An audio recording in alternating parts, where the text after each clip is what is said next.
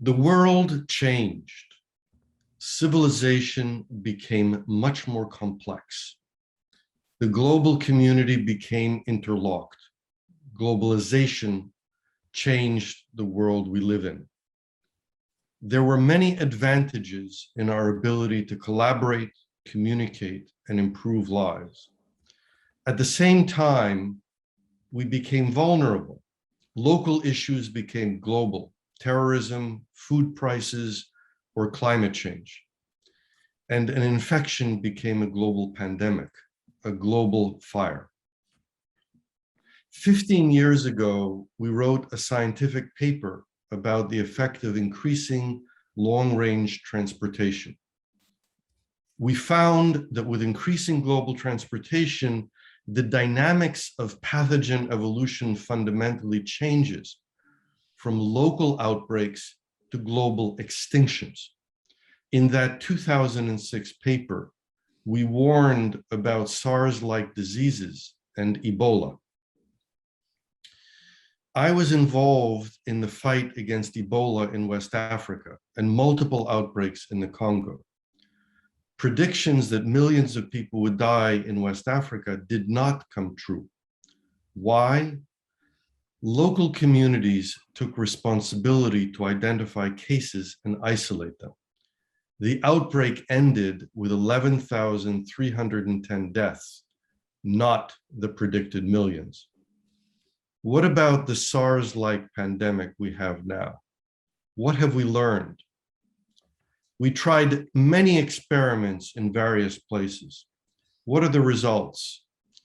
There were successes and failures. The best success happened in places that reacted quickly and stopped the outbreak early. Then those who reacted more slowly but still achieved elimination locally. Small outbreaks may then happen, but a strategy of rapid action prevents harm. The essential lesson is clear. When there is sufficient global transportation, actions must control transmission locally, as well as from community to community. The best correspondence is to a fire. Act quickly and progressively extinguish.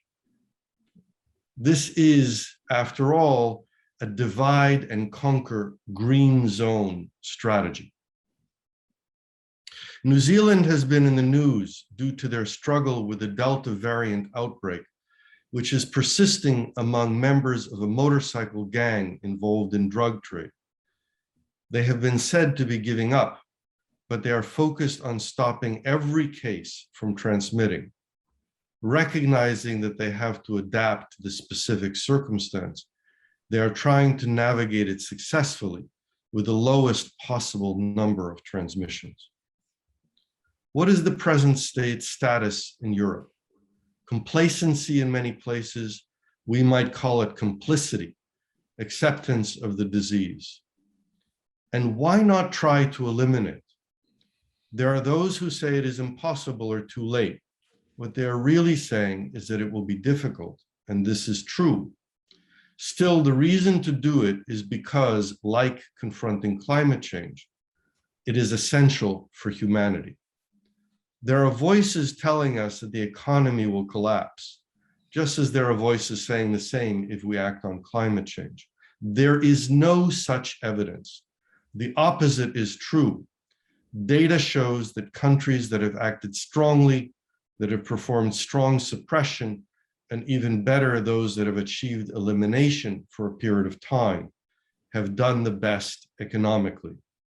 At the end, I'm happy to provide a few minutes of the data that shows this.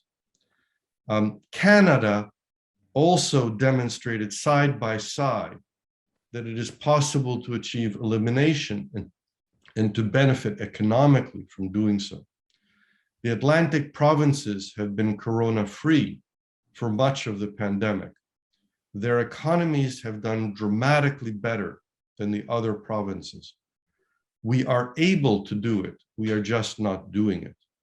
We are accepting this state of disease and loss of life with no justification.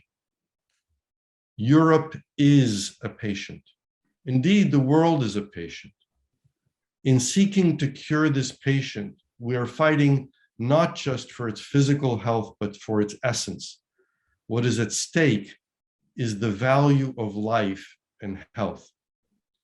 During the pandemic, the value of life of everyone, but particularly of old, chronically ill, children, minorities, and disadvantaged, has been diminished. Preventable mass deaths have been tolerated. Healthy adults and children have become chronically ill and disabled. Indifference, absence of compassion is rampant. People feel that it is happening to someone else. They imagine themselves spectators in a movie, believing they will walk away unharmed. This has replaced collective action against the pandemic, undermining the advance of humanity.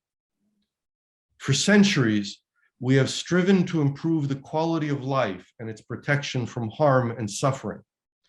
If the disease is allowed to run rampant, what will be the consequence? When the value of life is diminished, why, after all, should we care for the ill, prevent injury, and reduce suffering? I'm a scientist studying complex systems. For 15 years, I have analyzed pandemics, focusing on how to control them. I have also worked on the dynamics of human civilization, the origins of poverty, hunger, and violence. The world, the human world, is a highly complex organism. And just to be clear, this is a scientific statement. To confront its challenges, humanity must act collectively as a team of diverse cooperative parts. Otherwise, we cannot confront a pandemic successfully, or climate change, or other shared challenges. None of them can be confronted as individuals. And there is a corollary. The more complex an organism is, the more it must protect its parts. In this case, the diverse, unique individuals, communities, organizations, and societies that comprise it. An industrial machine model of society, which optimizes production and devalues individual uniqueness, fails to describe this organic complexity. The economic theory of selfish individuals, which claims to achieve collective benefit, ignores its essential assumption that individuals making economic choices must be able to survive, be of sound mind and judgment, obey laws, and follow agreements. Market choices cannot substitute for these. They must build upon them. Similarly, there is a confusion about the rights of man. Rights only arise in a context of responsibility. Right to life exists only when people don't kill. Right to property only if people don't steal. More than this, sacrifice defeats cruelty as well as indifference, as it did in the time of the Roman Empire. Cruelty cannot control others when those who oppose it are willing to sacrifice. Today, as then, generosity and mutuality must defeat cruelty and indifference. Selfishness and arrogance must be replaced with respect, racial, professional, national, religious, and economic class. People need not be the same to respect each other as individuals or in groups.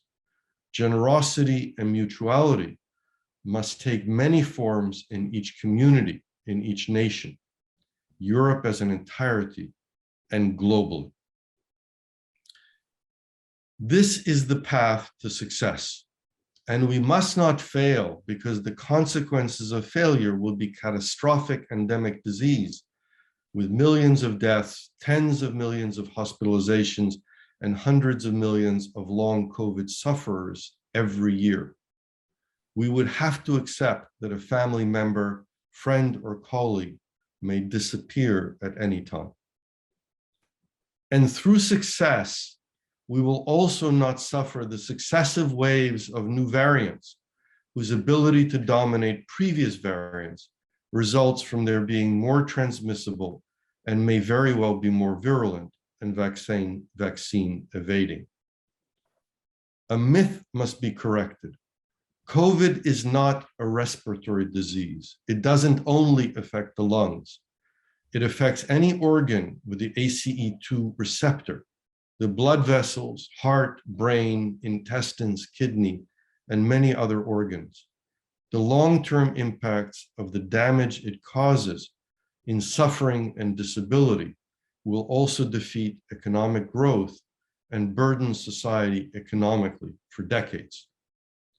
The neurotropic, brain-damaging aspects of this disease are enough in themselves to give warning that neither individuals nor society should tolerate it. About 30% of infected individuals recognize long COVID symptoms in themselves, but damage has been measured even in those who do not report symptoms.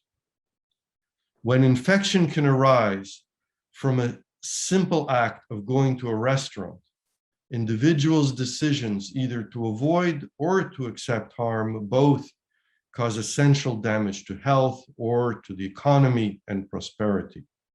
Either way, damage is done. But by collective action, the collective action we need, we can make another choice.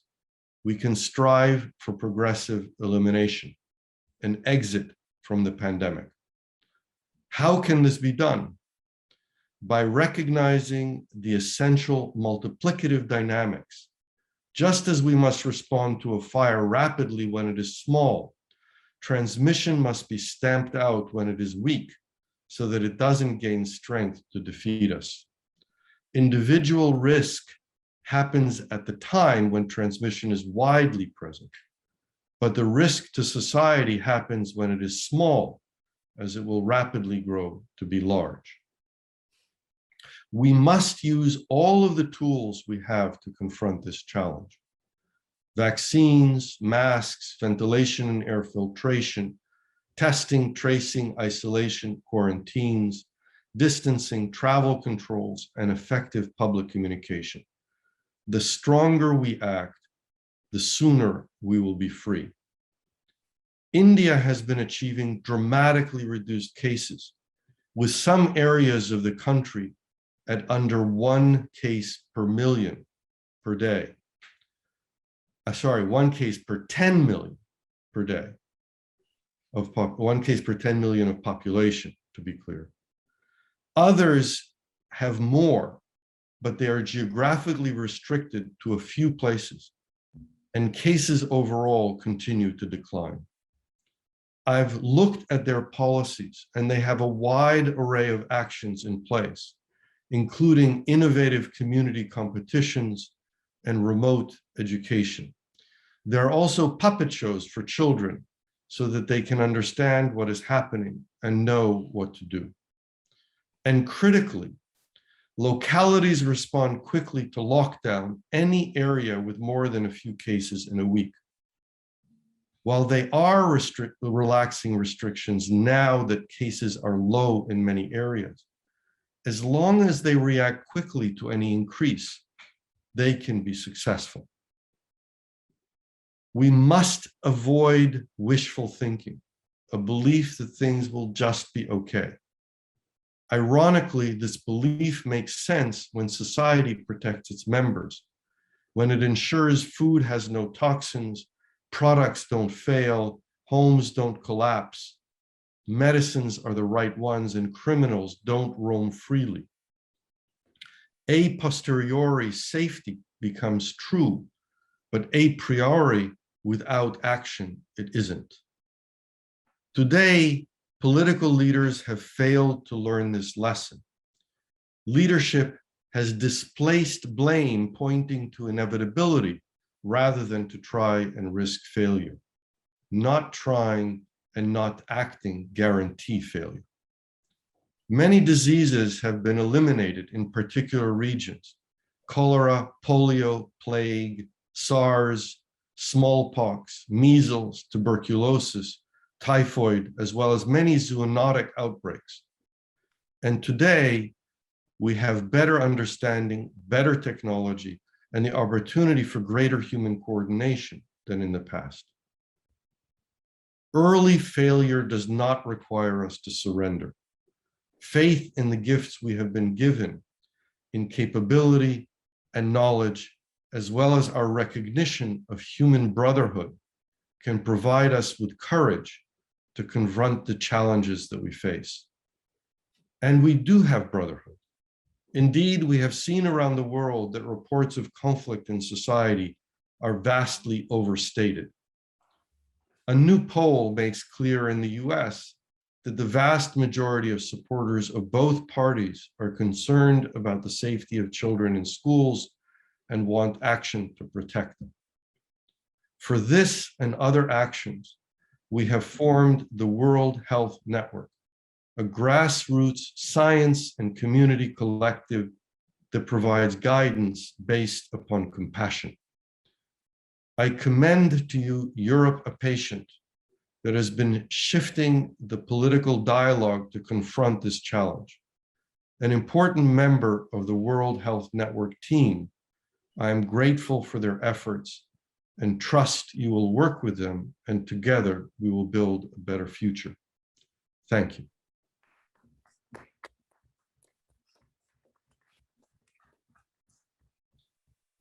Thank you very much, Professor.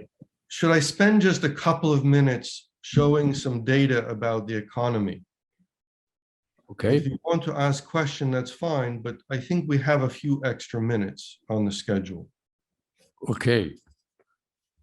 Please. Thank you. I want to show some work that is done by French economists, Cécile Philippe and Nicolas Marquet.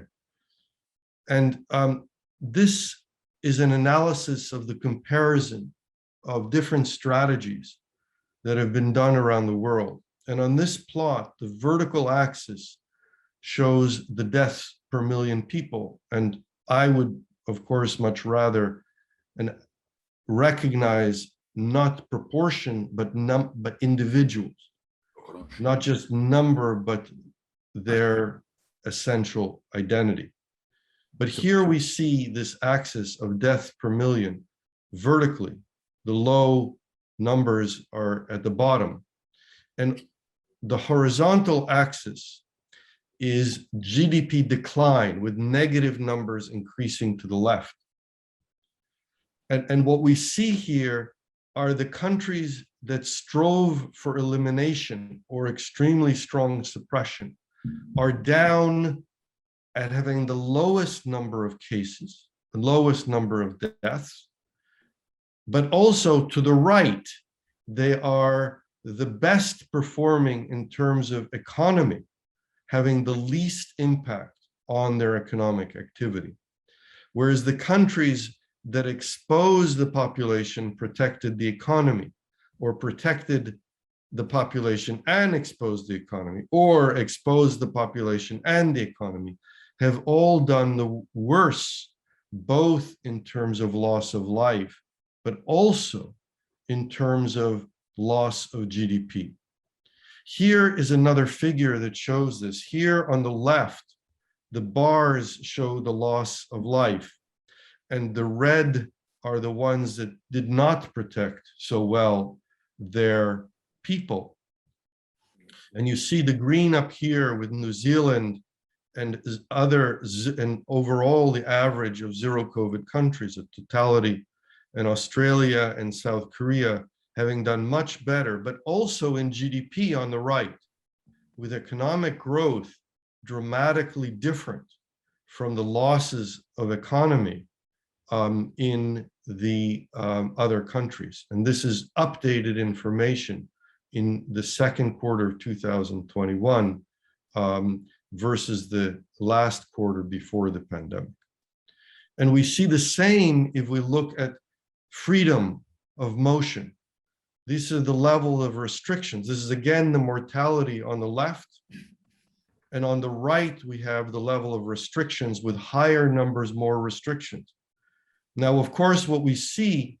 Sorry, Yaneer. I'm almost done. We need to have some minutes to discuss because Absolutely. this Sure. estimation we already know because we have many economists here. For example, Jeffrey Sachs, 8 times to show this estimation. Perfect. More who also are in the newspaper, so maybe they can call the occasion that you know many things. Perfect. And, Thank you. people want to ask something. Please, do you want to ask? So someone want to make some discussion, observation, no? some discussion? 5-minute discussion.